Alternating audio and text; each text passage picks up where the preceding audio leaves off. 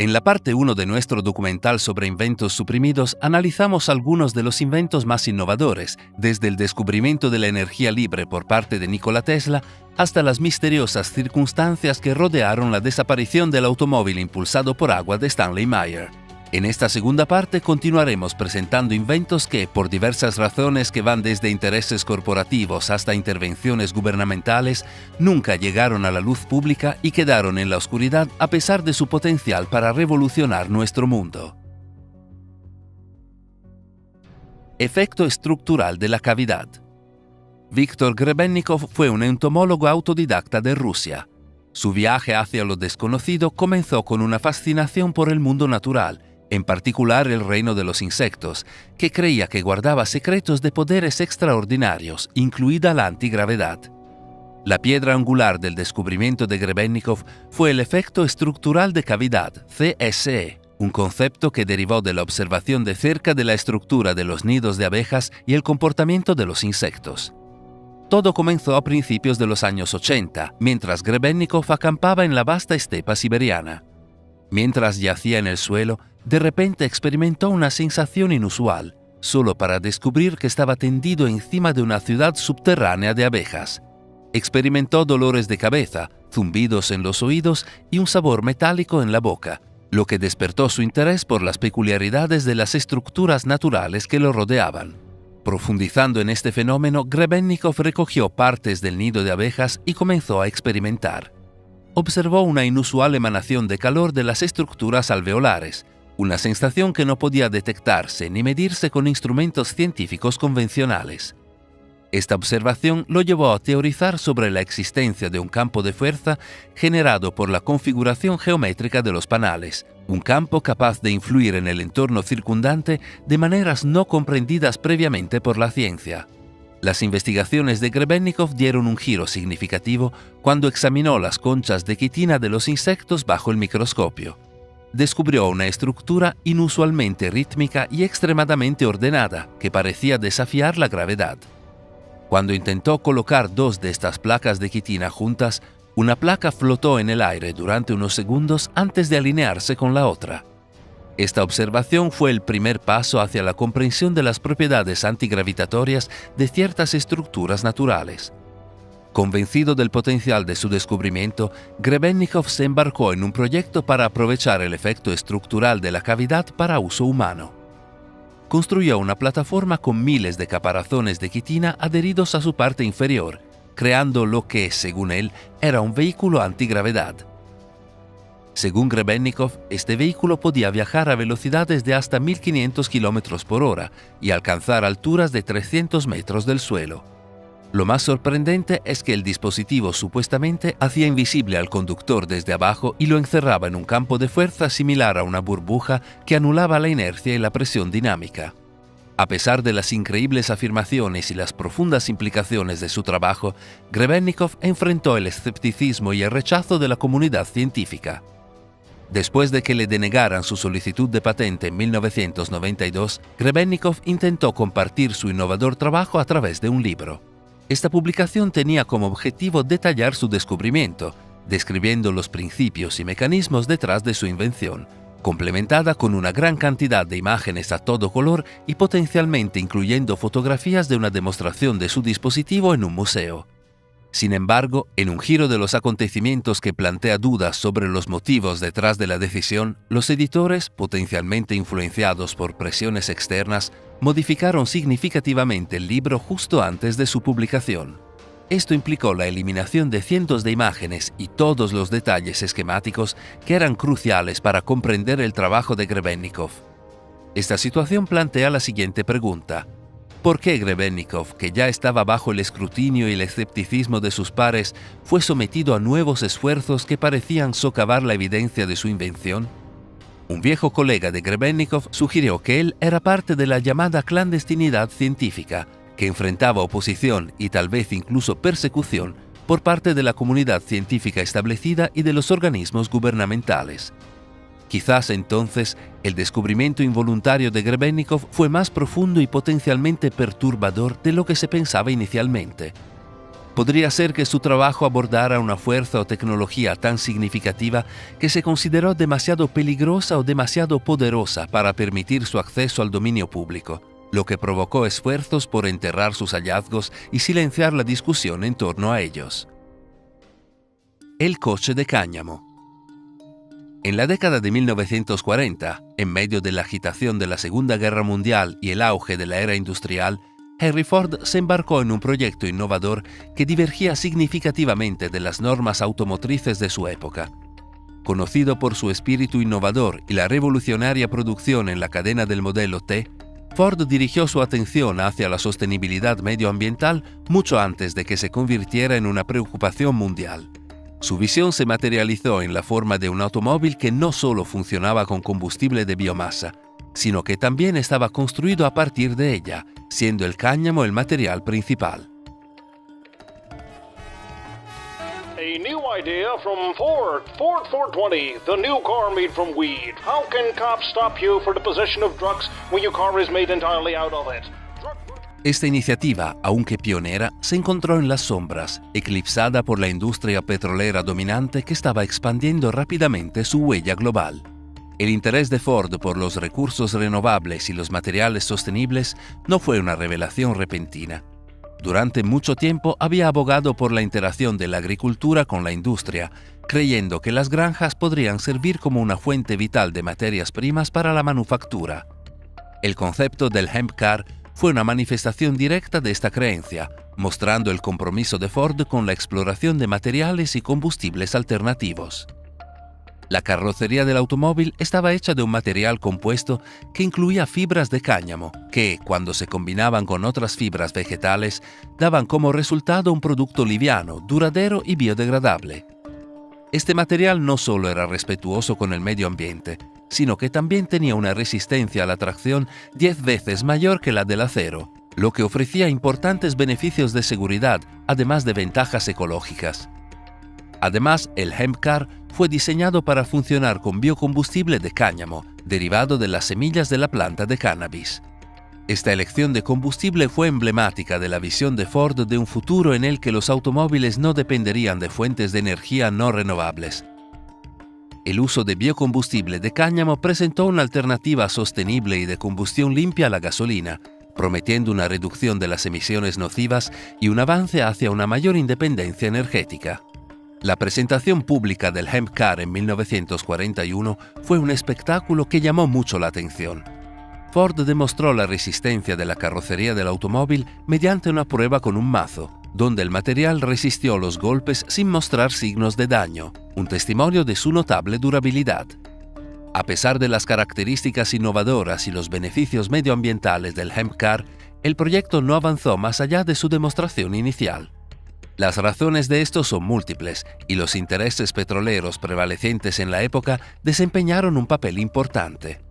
La mitad del siglo XX marcó un periodo de rápida expansión de la industria petrolera y el petróleo se convirtió en el elemento vital de la economía mundial.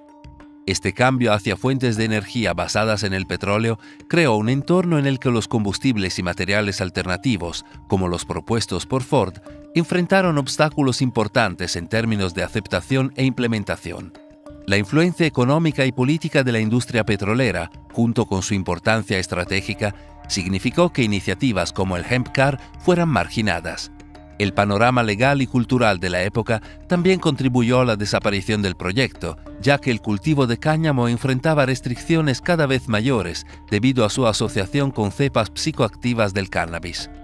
Estos factores, combinados con el inicio de la Segunda Guerra Mundial y el posterior cambio en las prioridades industriales, llevaron al proyecto hemp car a quedar en gran medida en el olvido. El dispositivo de energía radiante. En la década de 1930, un periodo marcado por avances científicos y el florecimiento de la física moderna, un inventor llamado T. Henry Murray introdujo un dispositivo que, según él, podía aprovechar la energía ilimitada del cosmos. Se suponía que este dispositivo de energía radiante, como lo describió Murray, aprovechaba las fuerzas invisibles del universo, ofreciendo una fuente ilimitada de poder que potencialmente podría revolucionar la forma en que la humanidad generaba y utilizaba la energía. Sin embargo, a pesar de su premisa prometedora, el invento de Murray fue recibido con escepticismo, desacreditación e incluso sabotaje, lo que dio lugar a un capítulo polémico en la historia de la investigación de energías alternativas. Murray, ingeniero eléctrico y físico de Salt Lake City, Utah, estuvo profundamente influenciado por el trabajo pionero de Nikola Tesla y otros científicos que exploraron las fronteras del electromagnetismo y la radiactividad. Basándose en estas influencias, Murray teorizó que el espacio que nos rodea está lleno de una forma de energía que, si se aprovecha adecuadamente, podría proporcionar una fuente de energía inagotable. Su dispositivo, que comenzó a desarrollar a principios de la década de 1920, tenía como objetivo convertir esta energía cósmica en energía eléctrica, utilizando una compleja disposición de semiconductores, condensadores y otros componentes eléctricos. El núcleo del invento de Murray era una válvula especial, un material semiconductor que, según él, podía absorber la energía radiante del medio ambiente y convertirla en electricidad de alto voltaje. Este proceso, según Murray, no violaba las leyes de la termodinámica, ya que simplemente convertía la energía existente de una forma a otra. Mostró su dispositivo en numerosas ocasiones, supuestamente encendiendo luces, radios y motores frente a testigos sin ninguna fuente de energía externa aparente. A pesar de estas demostraciones, la comunidad científica se mantuvo en gran medida escéptica ante las afirmaciones de Murray. Los críticos argumentaron que el funcionamiento del dispositivo y la teoría detrás de él no se explicaron ni documentaron adecuadamente de una manera que pudiera verificarse o replicarse de forma independiente. La falta de un marco teórico claro que se alineara con la física establecida alimentó aún más el escepticismo, al igual que la renuncia de Murray a revelar todos los detalles de su invención, citando preocupaciones sobre la propiedad intelectual y el potencial de uso indebido. La situación se complicó aún más por las acusaciones de sabotaje y persecución. Murray informó que su trabajo había atraído la atención de poderosos intereses que buscaban suprimir su invento, temiendo su impacto en el sector energético existente. Afirmó haber sido amenazado, saqueado su laboratorio y dañado su equipo en un intento de detener su investigación. Con el paso de los años, Murray continuó perfeccionando su dispositivo y defendiendo su potencial, pero no pudo conseguir el apoyo necesario para hacer realidad su invento. Después de la muerte de Murray, su invento cayó en la oscuridad, recordado más como una curiosa nota a pie de página en los anales de la energía alternativa que como el avance revolucionario que había imaginado. Movimiento perpetuo. Victor Schauberger, un forestal, naturalista e inventor austríaco, pasó una parte importante de su vida estudiando la dinámica del flujo de agua y la energía natural. Nacido en 1885, las observaciones de Schauberger del mundo natural lo llevaron a desarrollar teorías e invenciones que desde entonces muchos han asociado con el concepto de movimiento perpetuo, un principio que propone una máquina o sistema que puede funcionar indefinidamente sin una fuente externa de energía. Es crucial señalar, sin embargo, que el propio Schauberger nunca afirmó haber desarrollado máquinas de movimiento perpetuo. En cambio, su atención se centró en comprender y utilizar el poder natural de la Tierra, en particular los vórtices en el flujo de agua, que creía que podrían aprovecharse con fines beneficiosos. El enfoque de Schauberger estaba profundamente arraigado en su observación de la naturaleza. Creía que la tecnología y la ingeniería modernas ignoraban los principios armoniosos que se encuentran en los sistemas naturales y que, según él, podrían conducir a la generación de energía sin el costo de la degradación ambiental. Su famoso aforismo «comprende la naturaleza, luego copia la naturaleza» refleja el núcleo de su filosofía. Schauberger argumentó que el agua, cuando se le permitía fluir en un vórtice, podía crear su propia energía mediante implosión, un concepto que contrastaba con las tecnologías basadas en explosiones como los motores de combustión que dominan la tecnología humana. Una de las contribuciones más notables de Schauberger fue su investigación sobre la dinámica de los vórtices. Observó que el agua en ríos y arroyos sigue naturalmente un camino serpenteante en espiral y postuló que este movimiento es esencial para mantener la vitalidad y energía del agua. Imitando estos patrones, Schauberger inventó varios dispositivos destinados a producir energía o propulsión. Su Repulsin, por ejemplo, era una máquina con forma de platillo diseñada para generar propulsión a través de una serie de patrones ondulantes especialmente diseñados que crearían un vórtice de aire o agua. Este dispositivo capturó la imaginación de muchos, lo que llevó a especular que Schauberger había descubierto los secretos del movimiento perpetuo y la energía libre. Su trabajo atrajo la atención del régimen nazi durante la Segunda Guerra Mundial, y hay relatos de que lo obligaron a desarrollar sus inventos para uso militar, una experiencia que, según se informa, lo dejó desilusionado y cauteloso ante el posible uso indebido de sus descubrimientos.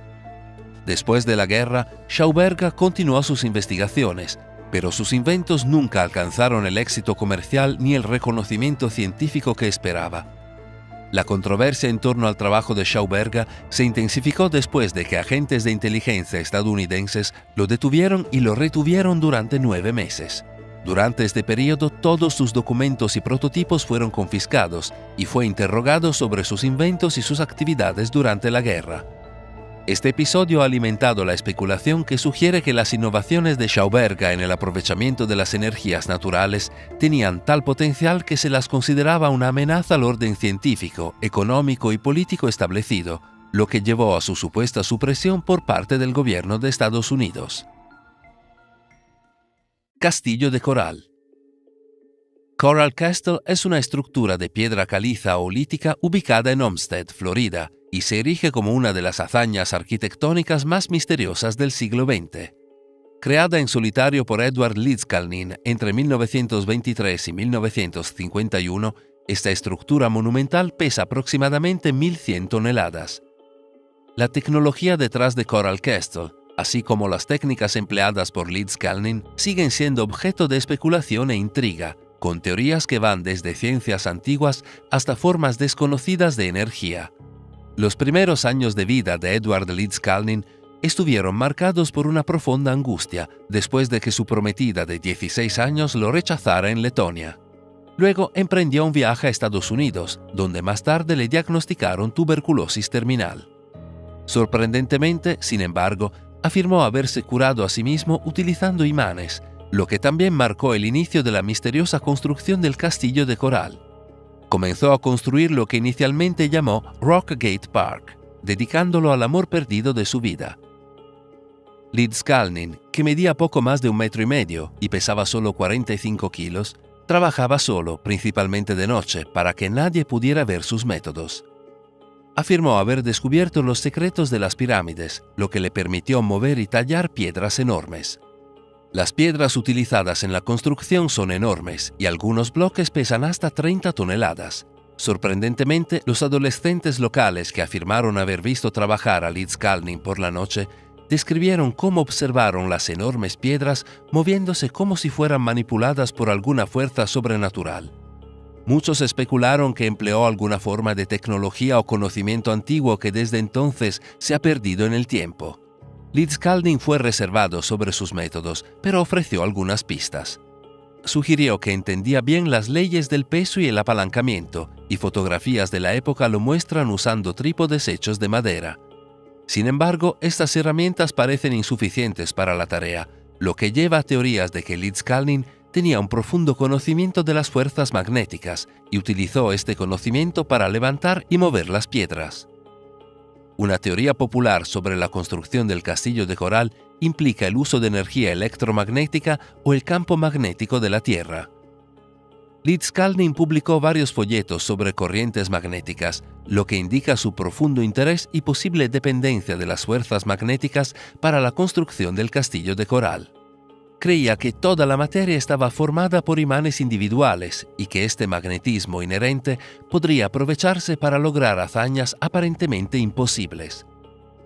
So if you reverse the magnet force with a force of some kind of electromagnetic radio perhaps frequency, you can then make these rocks not as heavy as they seem otherwise, and therefore you can lift them. Otra teoría sugiere que Leedskalnin utilizó la levitación acústica, un método que utiliza ondas sonoras para levantar y mover objetos. Algunos investigadores proponen que al sintonizar la frecuencia de resonancia de las piedras, Leedskalnin podría haberlas hecho más fáciles de mover. Esta teoría está respaldada por leyendas antiguas y experimentos modernos que demuestran el potencial del sonido para manipular objetos físicos. A pesar de estas teorías, no se ha encontrado evidencia definitiva que explique de manera concluyente cómo Lidskalnin construyó el castillo de coral. El secreto que rodea sus métodos y la falta de testigos presenciales no han hecho más que profundizar el misterio. Hoy en día, el castillo de coral sirve como museo y atracción turística, atrayendo a visitantes de todo el mundo que quedan fascinados por su historia y el misterio de su construcción. La tecnología detrás de Coral Castle sigue siendo uno de los grandes misterios sin resolver del mundo moderno. El Wasp X-Jet. La búsqueda de sistemas VTOL innovadores de despegue y aterrizaje vertical ha dado lugar a numerosos diseños experimentales. Uno de los más intrigantes es el Williams X-Jet. Desarrollado por Williams International, una empresa reconocida por su destreza en ingeniería en tecnología de turbofan, el X-Jet surgió como un sistema VTOL innovador. También conocida como The Williams Aerial Systems Platform o WASP, este avión compacto y liviano estaba propulsado por un motor de avión turbofan, mostrando una combinación de simplicidad e ingeniería avanzada que lo diferenciaba de otros conceptos VTOL de su época. Fue diseñado para transportar a un solo operador que pudiera controlar la aeronave simplemente inclinándose en la dirección de viaje deseada y ajustando la potencia. Este mecanismo de control intuitivo, combinado con la agilidad del X-Jet, permitía movimientos en cualquier dirección, aceleración rápida, flotación y rotación sobre su eje. El avión contaba con una capacidad impresionante de permanecer en el aire hasta por 45 minutos, alcanzando velocidades de hasta 60 millas por hora, lo que lo convierte en un vehículo excepcional para el transporte personal. A pesar de su diseño y capacidades innovadores, el viaje del Williams X-Jet no estuvo exento de desafíos. En la década de 1980, el ejército estadounidense evaluó el X-Jet como parte de su exploración continua de nuevas tecnologías VTOL. El interés de los militares en tales sistemas fue impulsado por el potencial de mayor movilidad y flexibilidad en el campo de batalla, más allá de lo que podían ofrecer los helicópteros y aviones convencionales. El X-Jet presentó una opción intrigante para la movilidad individual de los soldados. Sin embargo, después de una evaluación exhaustiva, el ejército de Estados Unidos concluyó que el Williams X-Jet, aunque innovador, era inferior a las capacidades proporcionadas por helicópteros y pequeños aviones no tripulados. La decisión se basó en varios factores, incluido el alcance y la capacidad de carga útil limitados del X-Jet en comparación con los helicópteros y el rápido avance de la tecnología de los vehículos aéreos no tripulados, UAV, que ofrecían una mayor versatilidad sin poner en riesgo la vida del piloto. Además, las complejidades operativas y los requisitos de capacitación para pilotar de manera segura el X-Jet presentaron desafíos logísticos para su integración en operaciones militares. Aunque esta tecnología no fue suprimida y supondría una mejora en la vida diaria de las personas, no se utilizó porque era demasiado cara y relativamente difícil de volar. La exploración de la tecnología VTOL continúa evolucionando, con nuevos diseños y conceptos emergentes que se basan en el trabajo fundamental de proyectos como el Williams X-Jet. El rompenubes. Aunque ya hablamos del acumulador de orgón de Wilhelm Reich, el dispositivo curativo que utilizaba energía orgónica para curar a muchas personas, este no fue el único invento realizado por Reich. Su interés por la energía orgónica le llevó a creer que esta energía podría aprovecharse para diversos fines, incluida la manipulación del clima. Según Reich, la energía orgónica estaba presente en toda la atmósfera y podía concentrarse y dirigirse para disolver las formaciones de nubes, induciendo así la lluvia. El dispositivo Cloudbuster, desarrollado en la década de 1950, fue la aplicación práctica de sus teorías. Consistía en un conjunto de tubos huecos conectados a cables sumergidos en agua que, según Reich, podían extraer energía orgónica de la atmósfera y dirigirla para dispersar la capa de nubes, o, por el contrario, para formar nubes y precipitar la lluvia. Reich llevó a cabo varios experimentos con el Cloudbuster, afirmando haber tenido éxito en la producción de lluvia en varios lugares, incluido un experimento bien documentado en una granja de arándanos en Maine. donde afirmó haber interrumpido una sequía y salvado la cosecha. Estos experimentos llamaron la atención, pero no todos fueron positivos. Los críticos desestimaron las afirmaciones de Reich, citando una falta de rigor científico y resultados reproducibles, mientras que los partidarios elogiaron el potencial del Cloudbuster para abordar la sequía y otros desafíos relacionados con el clima.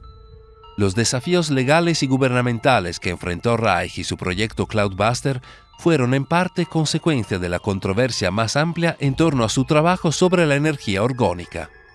La Administración de Alimentos y Medicamentos de Estados Unidos, FDA, inició una investigación sobre las prácticas de Reich, en particular sus afirmaciones sobre los beneficios para la salud de la energía orgánica y el uso de acumuladores de orgón, dispositivos diseñados para concentrar y aprovechar la energía orgánica con fines terapéuticos. El escrutinio de la FDA se extendió al Cloudbuster como parte de su campaña más amplia contra la investigación ergonómica de Reich. En 1956, tras una serie de batallas legales, Reich fue condenado a prisión por desacato al tribunal, relacionado con su negativa a cumplir una orden judicial contra la distribución de materiales relacionados con el orgón. La controversia en torno al Cloudbuster se entrelazó así con acciones legales más amplias contra Reich, que culminaron con la destrucción de sus publicaciones y acumuladores de orgón por parte de la FDA, un acto que algunos han descrito como un momento oscuro en los anales de la censura científica. El coche eléctrico original. La historia del General Motors EV1, el primer automóvil eléctrico producido en masa del mundo, es un claro ejemplo de la supresión de tecnologías emergentes debido a intereses industriales. Lanzado a finales de los años 90, el EV1 representó una audaz incursión en la movilidad eléctrica, un vistazo a un futuro en el que los automóviles ya no dependerían de combustibles fósiles. Sin embargo, el viaje del EV1 se detuvo abruptamente, lo que desató debates que continúan resonando hoy, especialmente en el contexto del documental de 2006, ¿Quién mató al coche eléctrico? El EV1 surgió de General Motors como un esfuerzo pionero para abordar las crecientes preocupaciones sobre la contaminación del aire, la dependencia del petróleo y el impacto ambiental de los vehículos convencionales. Con 800 unidades disponibles para arrendamiento, el EV1 rápidamente obtuvo seguidores dedicados, apreciados por su innovación, eficiencia y la declaración que hizo sobre el potencial de un futuro automotriz más limpio. Sin embargo, a pesar del entusiasmo que generó entre un grupo especializado de conductores conscientes del medio ambiente, General Motors anunció el fin de la línea EV1 en 1999, apenas unos años después de su introducción. Su motivo para descontinuar el EV1 se centró en consideraciones económicas, principalmente la autonomía limitada de las baterías del automóvil, que, según ellos, hacía que el vehículo no fuera rentable de producir y mantener. Según General Motors, la tecnología en ese momento no podía satisfacer las expectativas de los consumidores en cuanto a alcance y comodidad, lo que convertía al EV1 en una propuesta desafiante para su adopción generalizada. Sin embargo, esta explicación no satisfizo a muchos observadores. Los escépticos y partidarios del EV especularon que había otras fuerzas en juego, específicamente la influencia de la industria petrolera. El argumento es que las compañías petroleras, cuyo modelo de negocio se basa en el predominio continuo de los vehículos con motor de combustión interna, vieron la llegada de los coches eléctricos como el EV como una amenaza directa a sus ganancias y su posición en el mercado. Según esta perspectiva, la presión de estos poderosos intereses llevó a General Motors no solo a descontinuar el EV, sino también a tomar medidas extraordinarias para borrar su existencia. General Motors emitió una política para cazar y destruir hasta el último EV1. En lugar de permitir que los vehículos arrendados permanecieran con sus usuarios entusiastas o preservarlo como parte de la historia del automóvil, General Motors recuperó y aplastó sistemáticamente los SUV1s, asegurando efectivamente que la tecnología no avanzara más allá de su etapa de prototipo. Esta decisión ha sido interpretada por muchos como un intento de sofocar el desarrollo de la tecnología de los vehículos eléctricos, evitando que desafiara el status quo del mercado automotriz. Hoy en día, a medida que los vehículos eléctricos ganan cada vez más participación de mercado y aceptación, La historia del EV1, con toda su controversia y misterio, subraya la noción de que el camino hacia el progreso a menudo es incierto y desconectado. Proyecto XA. La historia del Dr. James D. Mould y sus cigarrillos libres de cáncer indignaría a todo fumador y a toda persona que haya perdido a un ser querido debido a los efectos del tabaquismo.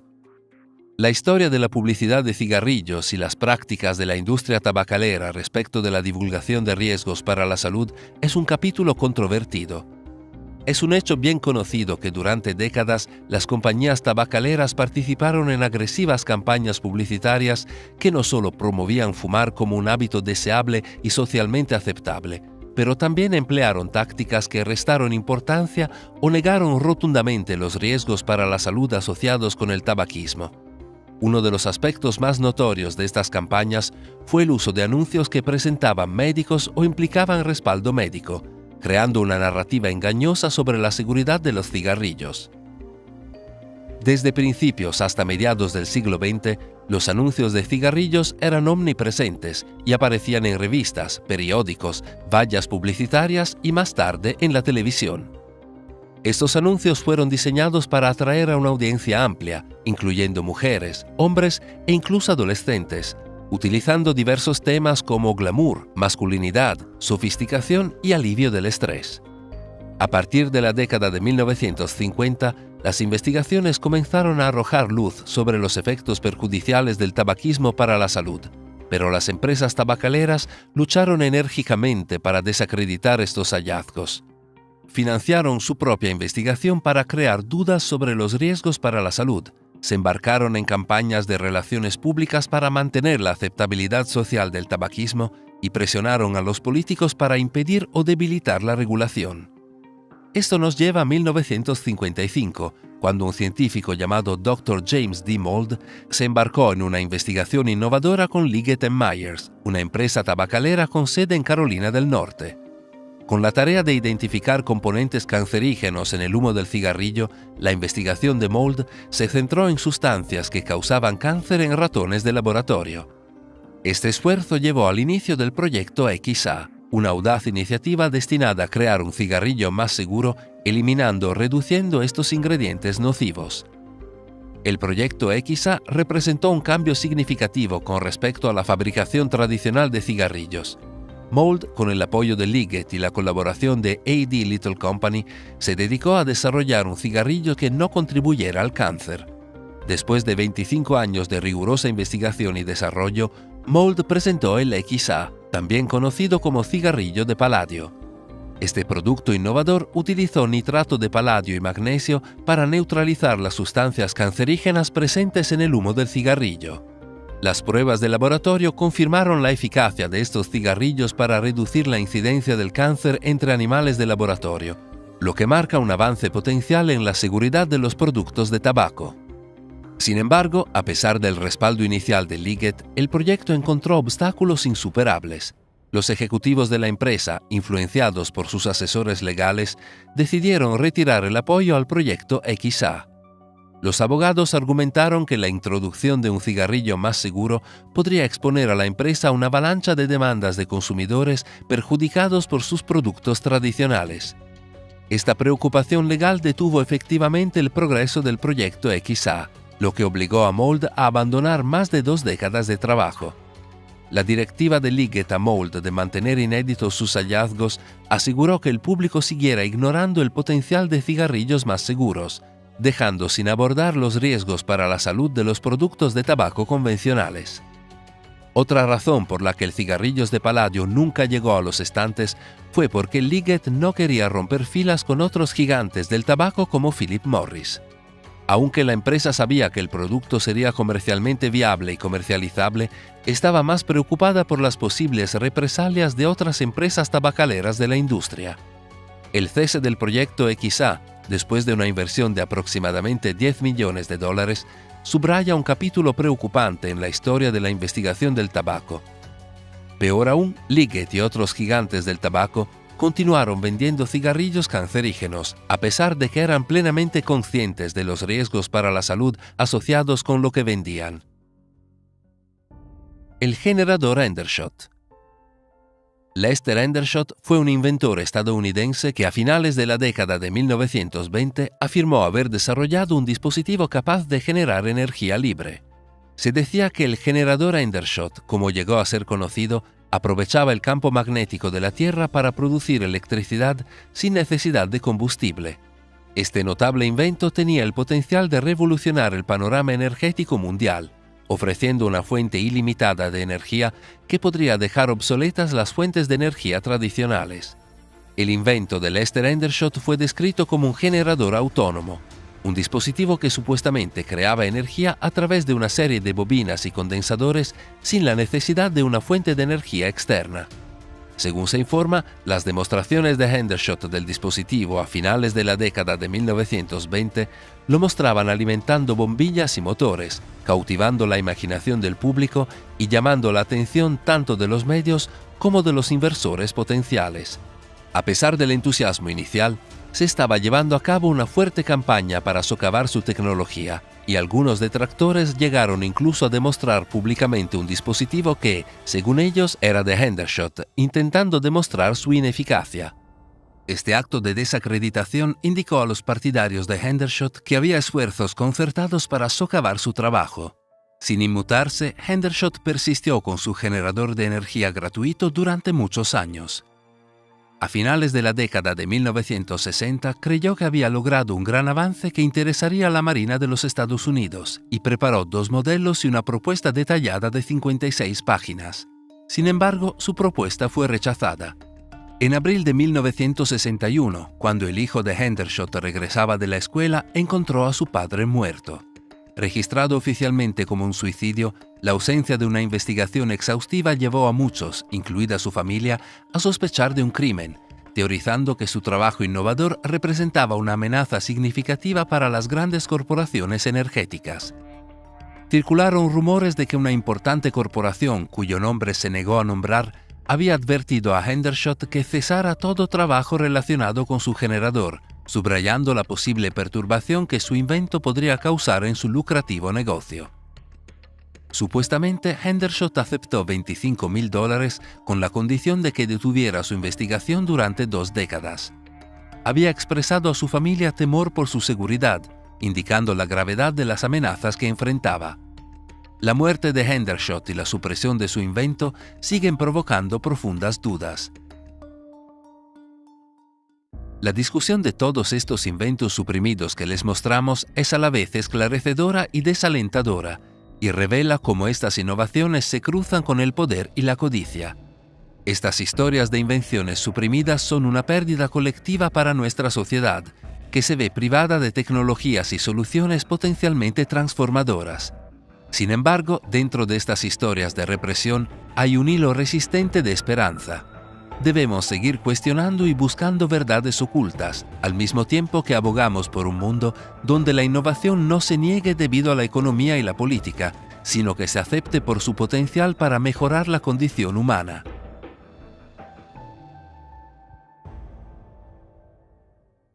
Gracias por ver. Si quieres conocer más inventos como estos, puedes ver la primera parte de esta serie. El enlace está en el comentario fijado en la parte superior.